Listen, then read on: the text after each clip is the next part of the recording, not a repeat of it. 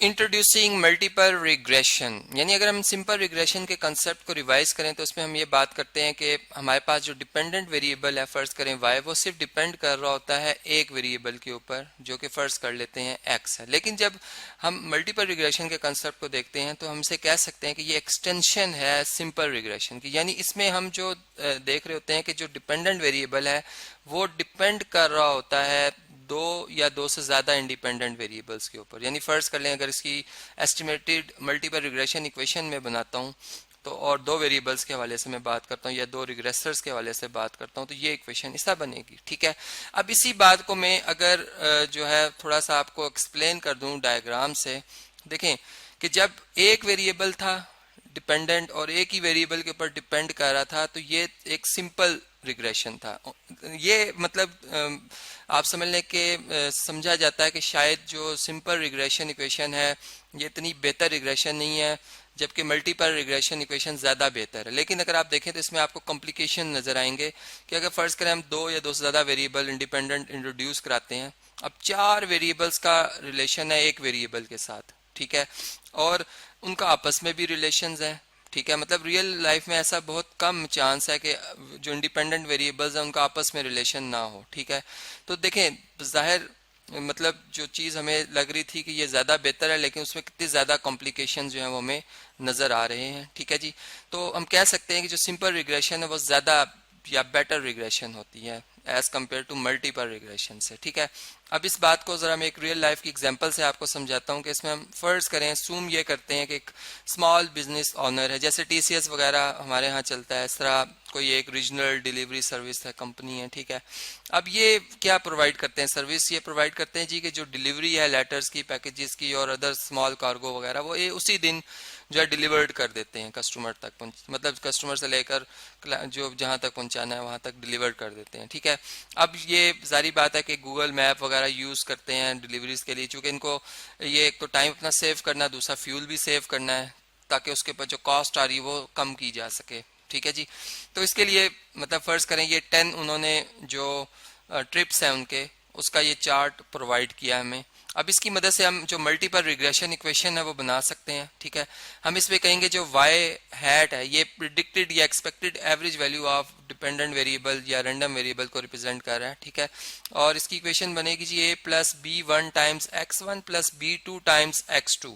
अब हम इस डाटा की मदद से a की, b1 की और b2 की वैल्यू जब पुट कर देंगे, इसमें दर्ज कर देंगे, तो हमें वो एस्टिमेटेड जो मल्टीपल रिग्रेशन इक्वेशन है वो मिल जाएगी, जो कि हमें प्रिडिक्ट करने में फिर हेल्प करेगी। चूंकि इसमें y जो है वो डिपेंडेंट वेरिएबल जो रिप्रेजेंट कर रहा है ट्रेवल टाइम को आवर्स में, जबकि x1 जो है वो रिप्रेजेंट कर रहा है माइल्स को। ठीक है, ये x1 है और जो ट्रेवल्ड हुए माइल्स, और जो x2 है ये नंबर्स ऑफ डिलीवरीज को रिप्रेजेंट कर रहा है। ठीक है जी, तो इसी के साथ ये प्रैक्टिकल लाइफ में इसकी देख सकते हैं जो सिचुएशन बन रही है हमारे पास। ठीक है, और अब थोड़ा सा मैं इस बात को अब जरा आपसे एक्सप्लेन करता हूं कि जब हम दो वेरिएबल के हवाले से बात कर रहे थे, ठीक है, मैंने जैसा बेटर रिग्रेशन की बात की, ठीक है, तो मैंने कहा सिंपल जो है वो ज्यादा बेहतर रिग्रेशन होती है मल्टीपल से। मल्टीपल में देखें कॉम्प्लिकेशन यहाँ पे हैं, जैसे माइल्स ट्रेवल्ड और नंबर ऑफ डिलीवरी, अब इनका आपस में भी रिलेशन है रियल लाइफ में।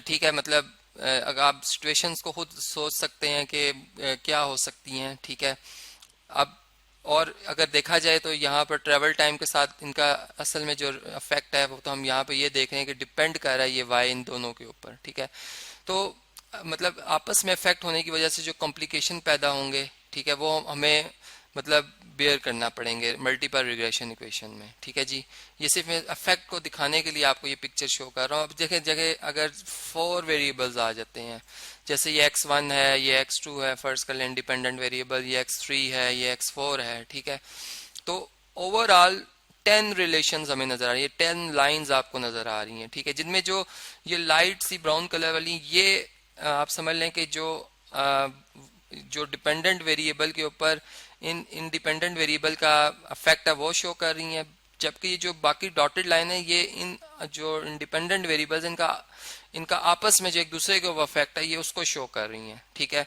जो कि ज्यादा कॉम्प्लिकेशन देखें ज्यादा शो हो रही हैं, मतलब कि जो एक हम प्योरिटी चाहते हैं उसमें कितनी ज्यादा एक आपको यहाँ पर ये रिलेशन नजर आ रहे हैं कि आपस में कितने ज्यादा रिलेशन है। ठीक है, तो कहने का मकसद फिर वही कि हमें सिंपल जो रिग्रेशन है वो ज़्यादा नज़र आती है कि वो बेटर है, ठीक है। या फिर हम ऐसा कोशिश करेंगे कि ऐसे इंडिपेंडेंट वेरिएबल होने चाहिए जिनके आपस में रिलेशन ना हो, ठीक है। वो मतलब फिर ज़्यादा बेहतर मल्टीपल रिग्रेशन इक्वेशन होगी। यहाँ से हम इस बात का मतलब अंदाज़ा लगा सकते हैं, ठीक है जी। अब फर्ज करें अगर हम एक एस्टिमेटेड रिग्रेशन इक्वेशन बना लेते हैं, मल्टीपल रिग्रेशन इक्वेशन, जिसमें फर्ज करें मैं दो वेरिएबल इंडिपेंडेंट वेरिएबल रखता हूँ x1 और x2, ठीक है, जिसमें y हैट जो है वो रिप्रेजेंट कर रहा है प्रिडिक्टेड सेल को। किसी कंपनी XYZ मोबलिंग वगैरह या चलें कोई भी कंपनी उसके हवाले से हम बात कर लेते हैं, ठीक है। x1 जो है ये इनकी कैपिटल इन्वेस्टमेंट को रिप्रेजेंट कर रहा है, x2 जो वेरिएबल है ये इनकी मार्केटिंग को रिप्रेजेंट कर रहा है, ठीक है, एक्सपेंडिचर्स को। अब देखें हम इसमें ये देखना, ये मतलब आपको बताना ये चाह रहा हूँ कि अगर फर्ज करें कि ये जो कोफिशिएंट्स यहाँ पर लिखे हुए हैं, ठीक है, इनका क्या मतलब है, इनसे हम क्या इंटरप्रेट करेंगे कि अगर x1 में मैं 1000 यूनिट चेंज लाता हूँ कैपिटल इन्वेस्टमेंट में, तो इसका प्रिडिक्टेड सेल पे क्या इफेक्ट पड़ेगा। इस इक्वेशन से हमें प्रिडिक्टेड इक्वेशन से पता चल रहा है कि जो y की वैल्यू में जो चेंज आएगी वो फिर $9000 की आएगी, ठीक है।